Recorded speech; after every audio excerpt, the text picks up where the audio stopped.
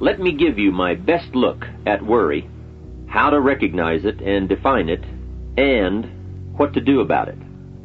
And hopefully, these ideas will give you a good chance for confidence over worry.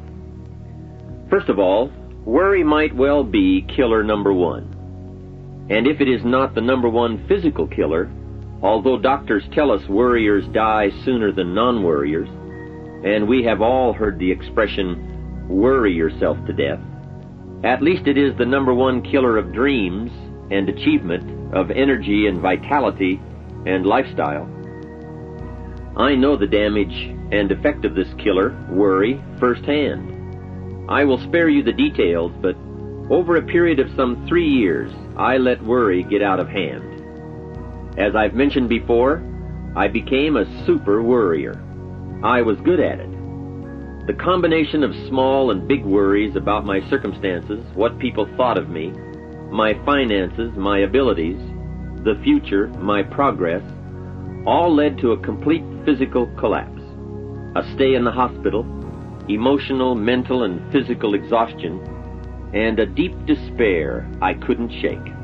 A sad picture for a young man who should have been well on his way to carving out his share of opportunity. I am happy to tell you that good fortune came my way, and as many of you may be aware, I met a man, Mr. Earl Schoaf, with his ideas and inspiration and the help of a very close friend. I worked my way past the minefields of worry and disaster and out into the clear air of mental sunshine. And if I did it, anybody can do it. I'm not saying it's easy. It took me almost a full year to kick the worry habit. It took practice and much effort, but it was well worth it. Remember, don't ask for the task to be easy, just ask for it to be worth it. Don't wish it was easier, wish you were better. Don't ask for less challenge, ask for more skills. Don't ask for less problems, ask for more wisdom. It's the challenge that makes the experience. And life and its color and meaning and adventure for you is this collection of experiences. To wish them away is to wish your life away. So let's get to worry and what it is and what it does, how to define it, and what to do about it. And let's do it with eager, high hope that it won't be long until you will be free of the worry habit and on your way to the life and lifestyle that you want. First of all, let's define worry. There are many ways we could describe it. Worry is fear painting pictures in your mind. And if you watch that mental movie too long, you get a false picture of how things really are. Worry is a mental broadcasting station, and more often than not, it is false or at least distorted propaganda. Worry has that sneaky way of stopping short of giving you all the facts.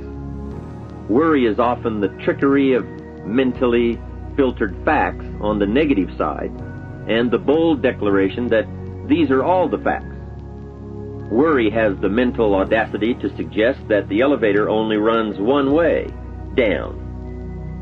Many times worry is a 5-alarm bell for a wastebasket fire. And worry is a depletion of constructive emotion. It's wasted mental energy. It's like letting the starter run the battery down when the car won't start. And worry is most often a lack of all the facts, a lack of full understanding, a lack of total information, and an unpreparedness of ability, knowledge, talent, courage, faith, and all the other virtues. That should give us a better definition of worry, and remember, left unchecked, it can become like a mad dog loose in the house. And the sorrow and pain and regret is too large a price to pay not to do something about it, and to do it now. You see, if you contemplated the total sum of human suffering long enough, it would drive you mad. You must understand how life is. Human suffering, man's inhumanity to man, war, disease, poverty. But it must be in what I call its rightful ratio of your mental and emotional time. So much for what worry is. The next question is, what can I do about it? What is the first step? My best advice on this is to first recognize worry for what it is, admit what it does, and then decide you now want to be free. It first starts with decision on your part. And may I add, well, you should decide. Why let worry continue to take money out of your pocket and bank account? Why let worry any longer keep you from becoming all you can be? Why let it rob you of better friendships, better business, better profits, better results, better communication, better family relations? Why impose your worry on others any longer? It's a burden you can get rid of and a monkey you can get off your back. Why not be rid of those sinking, nagging feelings that all is not going to be well, that you can't do it, that it won't work out for the best? Worry is undue concern that takes up too much of your mental and emotional time. Now, we must all be concerned. Hey, life is no joke except to the jokers. Life and how to live it is a serious matter. It is risky, full of peril, and there are constant threats to the good we want and to the pursuit of happiness. However, it is undue concern, or concern that takes up too much mental time, that begins the harm. It's like a family planning a wonderful trip. While they certainly should be concerned about the condition of the car, the tires, and making sure they pick the proper route, it would be foolish to allow themselves to be completely turned negative with the thought that they might crash and kill the entire family. If that were the case, even if they went, the entire trip would be turned into one nightmare of fear, with the specter of chaos looming around every curve, rather than enjoying the wonderful trip they had planned for themselves and their family. A lot of people do that with their entire life. So, start to make these declarations. And if you mean it, they will start you on your way to confidence and adventure, free of the worry habit. Say first, I've had it with worry. I'm tired of being beaten down and hassled with all those negative mental pictures. I refuse to be tricked by false facts. I'm really not that weak. Never again do I want those sick feelings inside, those mental false alarms. I'm tired of the drain on my resources. I'm tired of the embarrassment of the lack of confidence. I don't want people, especially my family, to see me in this state anymore. I've got more to offer. I refuse to let my life be short-circuited any longer by letting my mind run wild with a distorted view of the facts, whether I bring it up or if it comes from someone else. Prove it to yourself. Think back over all the things that you worried about. Make sure this one can stand against all the past facts you have. You will now start to use worry instead of letting worry use you. It's a beginning, being in control instead of out of control. You will now let concern and the first signs of worry prompt you to learn, ask questions, and look at all sides in order to evaluate true, positive, constructive action. Now you can say, I will let fear advise me of the facts, but I won't let fear tell me these are all the facts. Nor will I let fear determine my reaction to the facts. I will gladly take up the war of faith over doubt, reason over fear, and positive expectation over worry. So talk to yourself right now into a change of attitude. Be persuasive. Go all out. Show yourself the hell if you don't, and the good life of answers and progress if you do. Say to yourself, what a fantastic feeling it must be to stop the panic drain on my mental energy, emotion, and physical strength. Imagine putting all that saved energy and emotion and strength into my action plans for the good life. Hey, accept the challenge. Believe your beliefs, doubt your doubts, stay on the campaign to give worry a bad time. Like being your own conscientious judge, say, I've had it with the presentation of a one-sided story. I sustain the objection that worry has failed to bring out all the facts. I despise these mental courtroom maneuvers that try to belittle my client, me. I demand the whole truth, and if worry will not be silent, I may cite him for contempt of the court of reason. Call up that scene often when worry wants to hassle you with the same old tricks and the same old results. It will work every time. Okay, let's move on to some really positive steps. If you can survive all that has happened to you up to this moment in your life, in spite of doing and thinking many of the wrong things, imagine how you can succeed by now starting to do some of the right things. First, the best answer to worry is confidence, and confidence starts first with awareness. Here is one of the most important lessons in life to learn.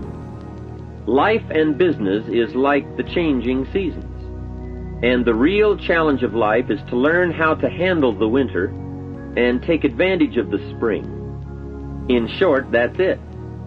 You see, winter always comes, but so does the spring. Night follows day, but also day follows night. Sure, the tide goes out, but it always comes in. Opportunity follows difficulty as surely as difficulty follows opportunity. I have written and recorded much on how to take advantage of the spring, how to cash in on life's opportunities, work hard all summer, learn more ways to plant and protect what you invest, and to reap in the fall without complaint, knowing it's your harvest and you've reaped what you've sown. For this subject, however, let's talk about how to handle the winters. Those times when worry, like winter, takes its heavy toll. So, we tell it like it is. Winter always comes. So does the night. Some happenings in our life will always be a cause for concern. And sometimes concern turns to worry, and worry turns to fear. But remember, that is to be expected.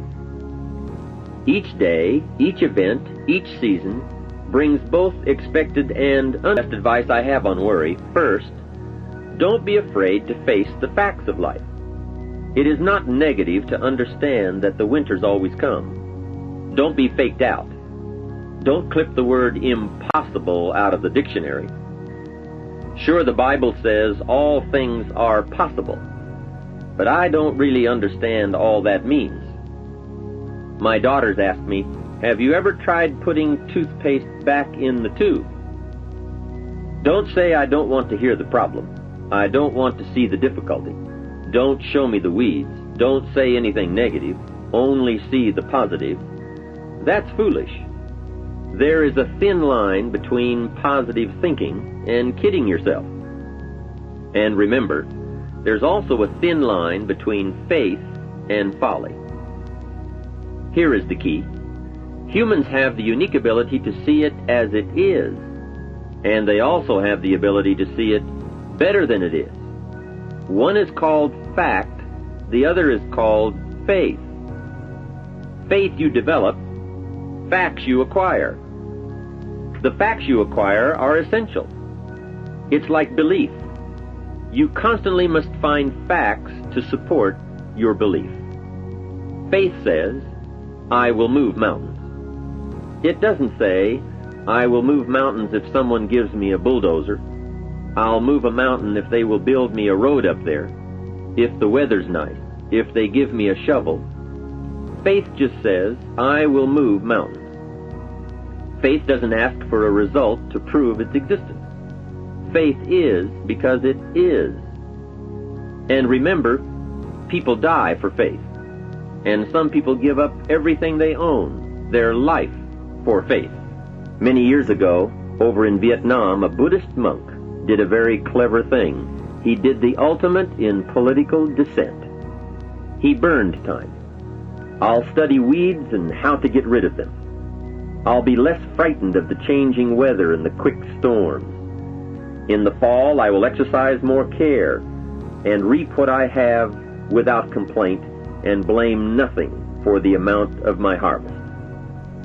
I'll learn to save a fair portion so that I can survive the bad seasons when out of control the hailstorm comes and it all goes wrong. Now we must consider this. The most fatal deterrent to self-confidence is guilt. Not doing all you know how to do to the full extent of your present ability weakens the foundation for confidence.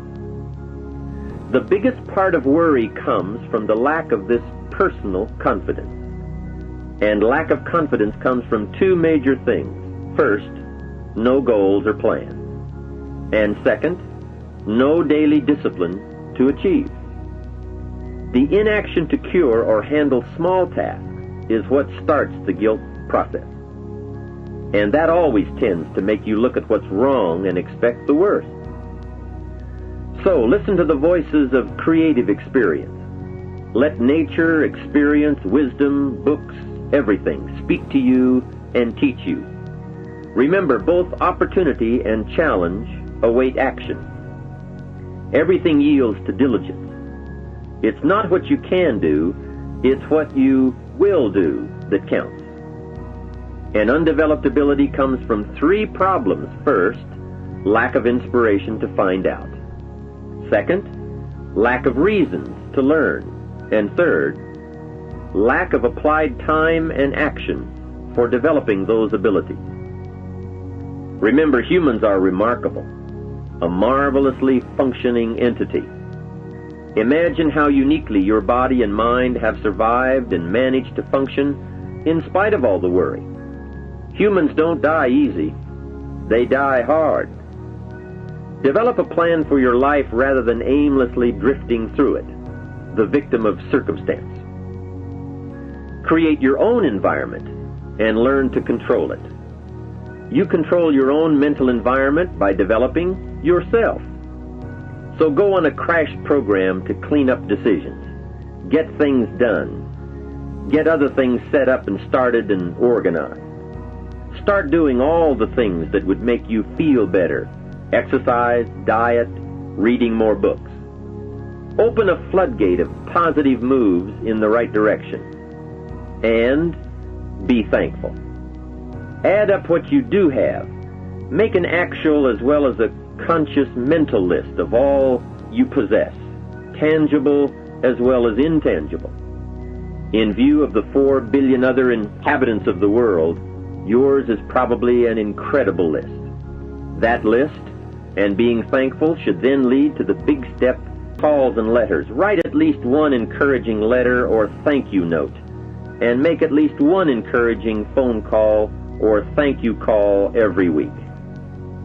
Then have a friend help you, as one helped me, to get all the facts and prepare for action. From such a friendship, the greatest gift you can draw is the truth. To one of my dearest friends I said just the other day, as my friend, do me the one best thing you can do for me, and that is, tell me the truth. From there I can grow. I can start making wise decisions.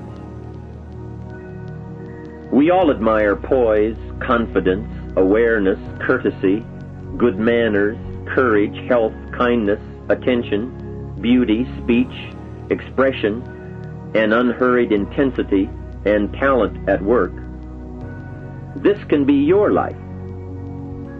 Say with me today, today I will draw on all I've learned and practiced, from curiosity to confidence, and I will utilize it all to meet the experiences and challenges that may come my way or that I may seek out.